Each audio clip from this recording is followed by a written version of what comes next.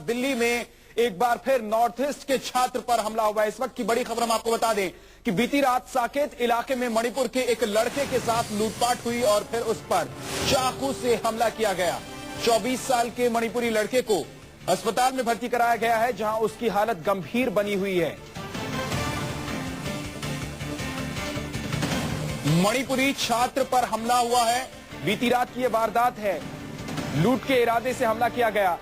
24 साल के युवक को निशाना बनाया गया। गंभीर हालत में अस्पताल में भर्ती कराया गया है उसे।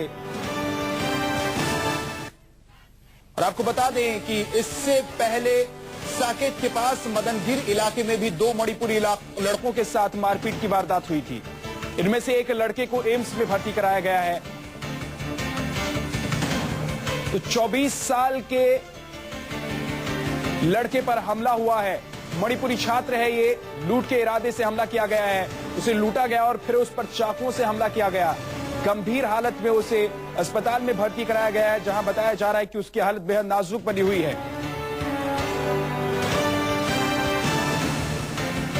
साकेत अस्पताल में भर्ती कराया गया है।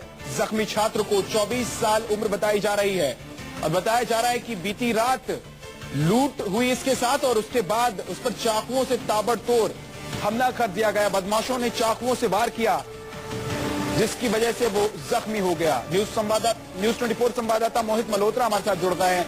मोहित, इस मामले में जो आरोपी हैं, क्या उनके बारे में पुलिस को कुछ सुराग हाथ लगा है? देखिए, जो ये मणिपुर का युवक है, इसने एक युवक को पहचान लिया है। जिन लड़कों ने इसके ऊपर हमला किया था उनमें से एक लड़के को फिलहाल पहचान चुका है युवक। और इस मणिपुरी युवक हालांकि अभी पूरा बयान अपना नहीं दे पाया, लेकिन जो शुरुआती उसने अपने परिवार को बातचीत बताई है उसमें उसने कहा है कि एक युवक पड़ोस का ही रहने वाला एक बैड कैरेक्टर है इलाके का, और उसके साथ 3 से 4 और लड़के थे। कुल मिलाकर 5 के आसपास के लड़के थे जिन्होंने इस मणिपुर के युवक पर हमला किया है। और पुलिस को शुरुआती जांच में लग रहा है कि ये पूरा मामला लूटपाट का हो सकता है, क्योंकि सुबह करीब 4:30 का वक्त था जब ये घटना हुई है। तो ऐसे में अपनी नाइट शिफ्ट पूरी करने के बाद ये मणिपुर का युवक वापसी अपने साकेत में अपने घर की तरफ आ रहा था। उसी दौरान इस पर हमला हुआ है। तो लूटपाट के इरादे से पुलिस को लग रहा है कि लूटपाट करने के बाद इस युवक को जब चाकू से हमला किया गया तो क्या विरोध किया था इसलिए हमला किया गया, या फिर जैसा कि आप बता रहे हैं कि छात्र बता रहा है कि पड़ोस में रहने वाला एक लड़का भी शामिल है इस पूरे वाकये में, किसी तरह का कोई पुरानी रंजिश थी, उसका बदला लेने की कोशिश की गई? देखिए, फिलहाल पुलिस को ऐसा लग रहा है कि जिन लड़कों ने हमला किया उनमें से एक लड़के को इस मणिपुर के युवक ने पहचान लिया था, और इसी वजह से अपनी पहचान जाहिर हो जाने के बाद ही इन लड़कों ने हमला किया। दूसरा ये भी बताया जा रहा है कि मणिपुर का जो ये युवक है वो काफी विरोध कर रहा था। जब उससे लूटपाट की गई तो वो विरोध कर रहा था। उसने अपना पर्स, अपना मोबाइल, ये सब चीजें बचाने की कोशिश की, और इसी दौरान उसकी इन लड़कों से हाथापाई हुई है। तो पुलिस को आशंका है कि इसी दौरान एक लड़के को जब इस मणिपुर के युवक ने पहचान लिया तो उसके बाद इन लड़कों ने अपनी पहचान को जाहिर न होने देने के लिए इस युवक को मारने की कोशिश की, और इसी दौरान इस पर चाकू से ताबड़तोड़ हमले किए गए। फिलहाल ये युवक साकेत सिटी हॉस्पिटल में एडमिट है। उसकी एक सर्जरी हो चुकी है और फिलहाल वो खतरे से पूरी तरह से बाहर है, और कोई ऐसी खतरे की बात नहीं है, ऐसा पुलिस की तरफ से बताया जा रहा है। और इस पूरे मामले में जो आरोपी हैं उनको पकड़ने के लिए पुलिस क्या कर रही है? देखिए, फिलहाल पुलिस को इस जो मणिपुर का जो युवक है उसके होश में आने का इंतजार है, जिसके बाद पुलिस उसका बयान दर्ज करेगी। और अगर वो उस युवक के बारे में कोई पुख्ता जानकारियां दे पाता है तो ठीक, नहीं तो उस युवक का स्केच बनाने की कोशिश की जाएगी। तो दिल्ली पुलिस ने अपनी कई टीमें बना दी हैं और आसपास के जितने भी बैड कैरेक्टर हैं उनके बारे में पता लगाने की कोशिश की जा रही है। और पुलिस की कोशिश यही है कि जल्द से जल्द इन आरोपियों को पकड़ा जा सके, क्योंकि मणिपुर के जितने भी छात्र और दूसरे युवक यहाँ पर काम के लिए और पढ़ाई के लिए आते हैं वो काफी गुस्से में है। साकेत सिटी हॉस्पिटल में काफी फोर्स लगाया गया है कि कहीं ये लोग आकर यहाँ पर प्रदर्शन ना करें और हंगामा ना करें। चलिए, शुक्रिया इस पूरी जानकारी के लिए मोहित मल्होत्रा आपका।